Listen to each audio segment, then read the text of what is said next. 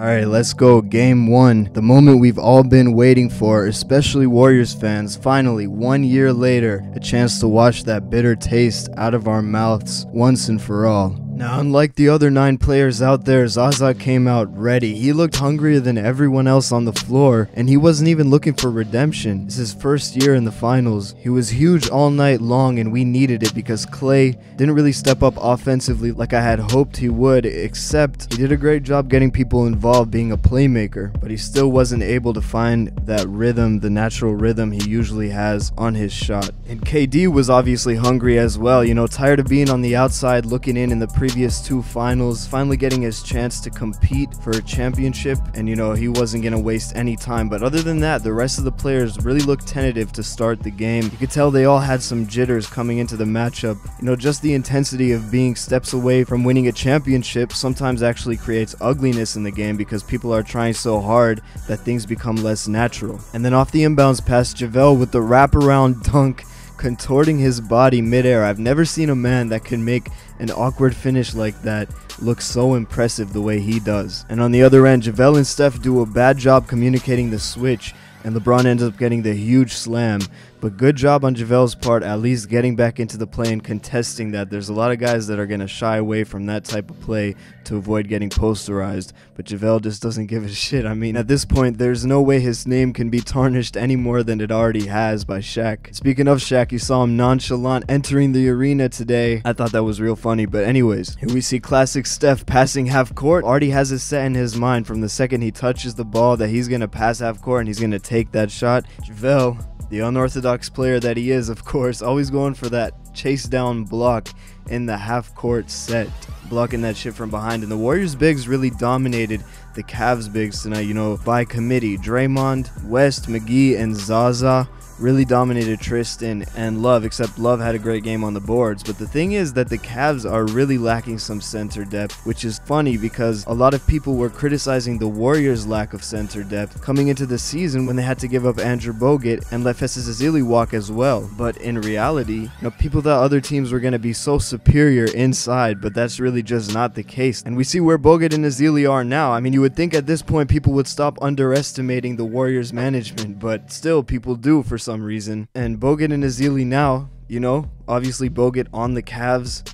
but probably out for the rest of his career, and Ezeli more of the same over on the Trailblazers. So if the Warriors had actually kept their such superior centers as people had said, they would have had a much harder time coming into the playoffs with both of them out and no real money to spend on backups. But going back to the game, and the story of it was KD and Steph. KD with 38 points in his first finals appearance in 5 years, only his second finals appearance in his entire career as well, and almost a triple-double with 8 rebounds and 8 assists, doing all of the little things as well. And Curry chipped in 28 and 10 with 6 rebounds. So huge games from the Warriors' top 2 stars. As expected, obviously they were going to come out Curry hungry for redemption, KD hungry to secure his legacy. But Klay Thompson, like I said, still struggling, and good thing that the bench, Iguodala stepped up, as well as the bigs, Zaza and the bigs off the bench stepped up, because without them, this game would have been a lot more even. But Klay really in a slump, and just like his hot streaks, when he hits a slump,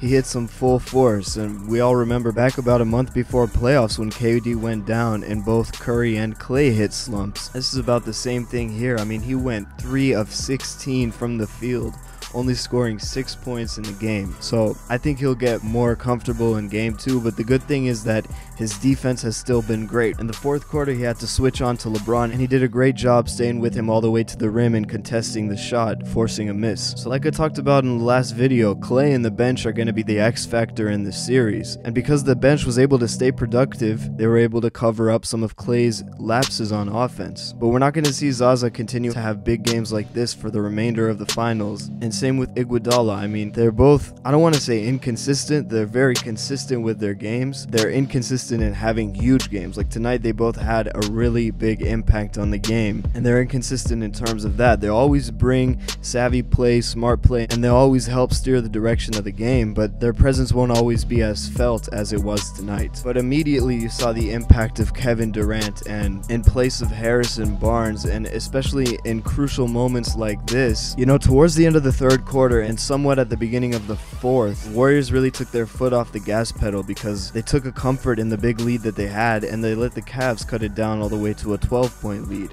And that's when you really felt KD's presence, as well as tiring out the Cavs on defense, of course. But most importantly, when Curry starts throwing those bad passes and kind of gets mentally out of it because he gets a little cocky, KD is able to stay humble because he hasn't won a championship before and he wants it that much more. And you saw him step in and really turn the direction back to the Warriors. If it wasn't for that, it's very possible that the Warriors would have ended up blowing that lead completely and having the game go down to the last minute. But because of KD's presence of mind, he was able to keep the Cavs at enough of a distance out of reach. And one last point I want to make before I end this video is Matt Barnes came in at the end of the fourth quarter and he did a couple of nice things. You know, you saw this pass right here, slicker than his hair, and then he hit the three at the buzzer. So I really think that Matt Barnes needs a couple of more minutes in the finals going forward, not just because of how well he fits into the Warriors system, which he does. I mean, when he signed with the Warriors, they were able to play him immediately and he slid right in.